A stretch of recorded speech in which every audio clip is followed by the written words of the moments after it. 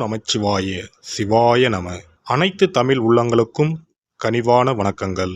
நாம் இந்த பதிவில் பிறக்கப் போகும் அக்டோபர் மாதத்திற்கான உங்கள் ராசிக்கான பலன் என்ன என்பதனை பற்றி விரிவாக காண்போம்.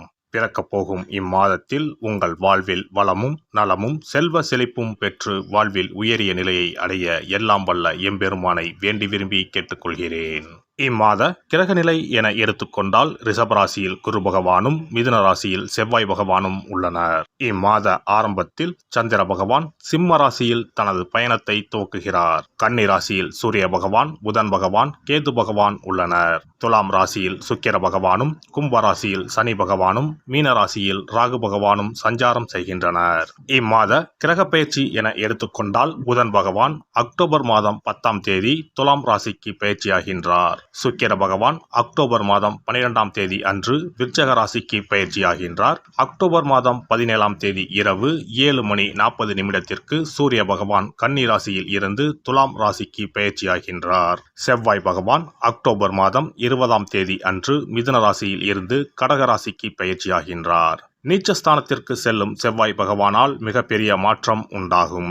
இம்மாத கடைசியில் அக்டோபர் 29ஆம் தேதி புதன் பகவான் துலாம் ராசியில் இருந்து விருச்சிக ராசிக்கு பயிற்சியடைகின்றார். இம்மாதத்தில் வரும் விசேஷ நாட்கள் என எடுத்துக்கொண்டால் அக்டோபர் மாதம் 2ஆம் தேதி மகாலய அமாவாசை வருகின்றது.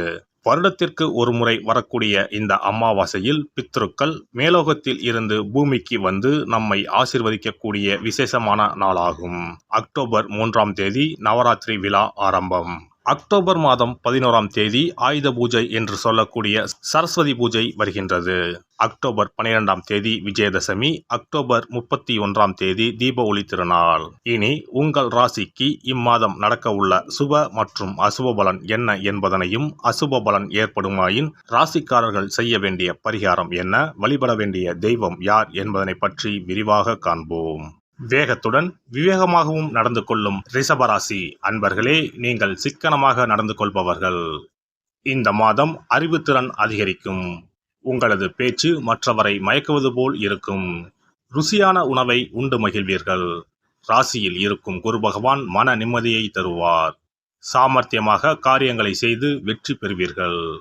தொழில் ஸ்தானத்தில் சனி பகவான் இருக்கிறார். தொழில் வியாபாரம் முன்னேற்றம் அடையும். தொழில் வளர்ச்சிக்காக சில திட்டங்களை செயல்படுத்த முடிவுகளை எடுப்பீர்கள். பணவரத்து திருப்தி தரும். வியாபார விருத்திக்காக புதிய இடம் வாங்குவீர்கள். உத்தியோகத்தில் இருப்பவர்களுக்கு செயல் திறமை கூடும். பயணங்கள் செல்ல நேரலாம். பணி நிமித்தமாக அலைய வேண்டியிருக்கும். குடும்பத்தில் சிறிது நிம்மதி குறைவு ஏற்படலாம். சுற்றத்தினர் வருகை இருக்கும். கணவன் மனைவிக்கு இடையே சிறிது பிணக்கு வரலாம். பிள்ளைகள் மூலம் மனமகிழ்ச்சி ஏற்படும். குடும்ப வருமானம் அதிகரிக்கும். வீட்டிற்கு தேவையான பொருட்களை வாங்கி மகிழ்வீர்கள். உறவினர்கள் நண்பர்கள் மூலம் ஆதாயம் அடைவீர்கள். பெண்களுக்கு அறிவுத்திறன் அதிகரிக்கும். இனிமையான வார்த்தைகளால் சிக்கலான காரியத்தை கூட எளிதாக செய்து முடிப்பீர்கள். கலைத்துறையினருக்கு பணவரத்து இருக்கும். எடுத்த முடிவை செயல்படுத்தும் முன் ஒரு முறைக்கு இருமுறை ஆலோசிப்பது நல்லது. எந்த ஒரு காரியத்திலும் அவசர முடிவு எடுக்க தூண்டும். வீண் வாக்குவாதங்களால் பகையை வளர்த்து கொள்ளாமல் இருப்பது நல்லது. அரசியல் துறையினரை பொறுத்தவரை வீண் அலைச்சலுக்கு பிறகே எந்த ஒரு காரியமும் நடந்து முடியும்.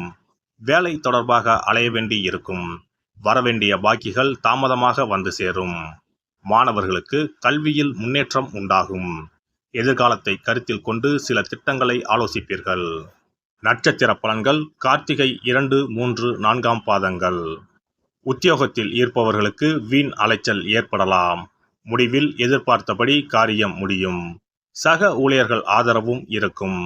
குடும்பத்தில் கணவன் மனைவி இருவரும் மனம் விட்டு பேசுவது நல்லது. குடும்ப விஷயங்களை அடுத்தவரிடம் கூறி ஆலோசனை கேட்பதை தவிர்ப்பது நன்மை தரும். குழந்தைகள் முன்னேற்றத்தில் அக்கறை காட்டுவீர்கள்.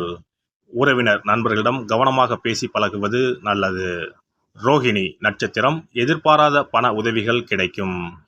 கடும் ஜுரம், விவாதங்கள், கலகம், அடுத்த வீட்டாருடன் சதா சண்டை இவை நேரும். கவனமாக இருக்கவும், பேச்சில் நிதானத்தை கடைபிடிக்கவும். யாருடைய தூண்டுதலுக்கும் செவி சாய்க்காதீர்கள். வியாபாரிகளுக்கு நல்ல விதமாக பண வசதிகள் அனைத்தும் வேண்டியபடி கிடைக்கும். மிருகசிரிசம் 1, 2 பாதங்கள். தடைப்பட்டிருந்த காரியங்கள் அனைத்தும் இனிதே நடைபெறும். ஆரோக்கியத்தில் இருந்த குறைபாடுகள் அகலும், பொருள் வளம் சிறக்கும். குடும்பத்தில் மகிழ்ச்சியான தருணங்கள் தொடரும். தொட்ட காரியங்களில் வெற்றி கிடைக்கும். இனிமையாக பேசுவதில் வல்லவரான நீங்கள் காரியங்களை சாதித்துக் கொள்வீர்கள். வெள்ளிக்கிழமை தோறும் சிவன் கோவிலை வலம் வாருங்கள், நல்லதே நடக்கும். சிறப்பு பரிகாரம்: சொந்த வீடு அமைவதற்கு ஆன்மீக பரிகாரம். சொந்த வீடு கனவு நிறைவேற வேண்டும் என்பதற்காக எத்தனையோ கோவிலுக்கு சென்று எத்தனையோ பூஜை வழிபாடு என செய்தும் ஒன்றும் நடக்கவில்லை என்பவர்கள் வீட்டிலேயே இந்த எளிய பரிகாரத்தை செய்து வந்தால் நல்ல பலன் கிடைக்கும். எளிமையான இந்த 2 பரிகாரங்களை செய்து வந்தால் விரைவில் சொந்த வீடு யோகம் அமையும். அதனால் நம்பிக்கையுடன் இந்த சக்தி வாய்ந்த வழிபாட்டை செய்து வரவும். எவ்வளவுதான் சொத்து பணம் இருந்தாலும் நமக்கென்று ஒரு வீடு இல்லை என்றால் அது மனக்குறையாகவே இருக்கும். சொந்த வீடு வாங்க முடியவில்லையே என்பது பலரின் ஏக்கமாகவும் கனவாகவும் இருந்து வருகிறது. சொந்த வீடு வாங்க வேண்டும், வாங்கிய இடத்தில் விரைவில் வீடு கட்ட வேண்டும், ஏற்கனவே துவங்கியிருந்த வீட்டின் பணிகளை பணப்பற்றாக்குறையால் கட்டி முடிக்க முடியவில்லையே என்ற கவலையில் இருப்பவர்கள் ஏராளம். இப்படிப்பட்டவர்கள் வீட்டிலேயே எளிமையான 2 பரிகாரங்களை தொடர்ந்து செய்து வந்தாலே போதும். சொந்த வீடு வாங்க வேண்டும் என்று நினைப்பவர்கள், அதற்கான முயற்சியில் ஈடுபட்டிருப்பவர்கள் ஒரு சிறிய அகல் விளக்கில் விளக்கெண்ணெய் ஊற்றி தீபம் ஏற்ற வேண்டும். மகா விஷ்ணுவின் அவதாரங்களில் ஒன்றான வாமனரை மனதில் நினைத்து சொந்த வீடு அமைய வேண்டும் என்று பிரார்த்தனை செய்து கொண்டு மாதந்தோறும் வரும் திருவோண நட்சத்திரத்தன்று வீட்டின் அக்னி மூலையான தென்மேற்கு மூலையில் இந்த விளக்கை ஏற்றி வைக்க வேண்டும். அக்னி திசை என்பது மண்ணுக்குரிய திசையாகும். அதாவது அங்காரகன் எனப்படும் செவ்வாய் பகவானுக்கு உரிய திசை இதுவாகும். 3 அடி மண் கேட்டு 3 உலகையும் அளந்தவர் வாமனன்.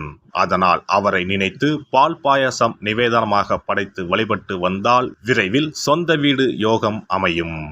மற்றொரு பரிகாரமாக வீட்டில் பயன்படுத்தும் காமாட்சி விளக்கு அல்லது கஜலட்சுமி விளக்கு அல்லது வழக்கமாக பயன்படுத்தும் ஏதாவது ஒரு விளக்கை எடுத்துக்கொள்ளுங்கள்.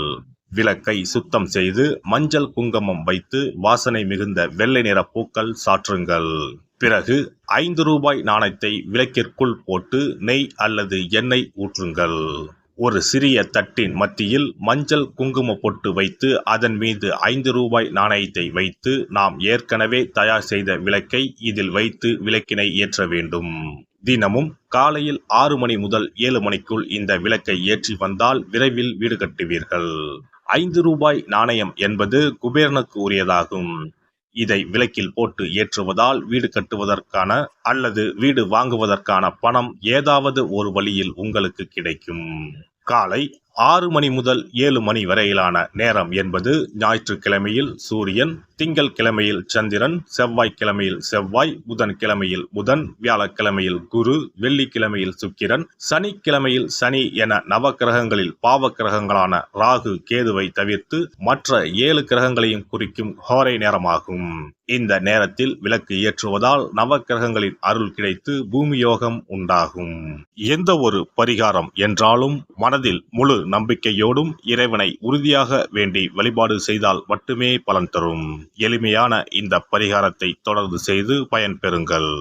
எல்லாம் வல்ல இறையருளால் நீங்களும் உங்கள் அன்பு குடும்பமும் உடல் நலம், நீலாயுள், நிறை செல்வம், உயர் புகழ், மெய்ஞானம் ஓங்கி வாழ்க வளமுடன். இந்த வீடியோ பதிவு உங்களுக்கு பிடித்திருந்தால் லைக் பண்ணுங்க, கமெண்ட் பண்ணுங்க, ஷேர் பண்ணுங்க, மறக்காம சப்ஸ்கிரைப் பண்ணுங்க, பக்கத்துல இருக்கிற பெல் பட்டனை கிளிக் பண்ணுங்க. நன்றி, வணக்கம். ஓம் நமச்சிவாய. சிவாய நம.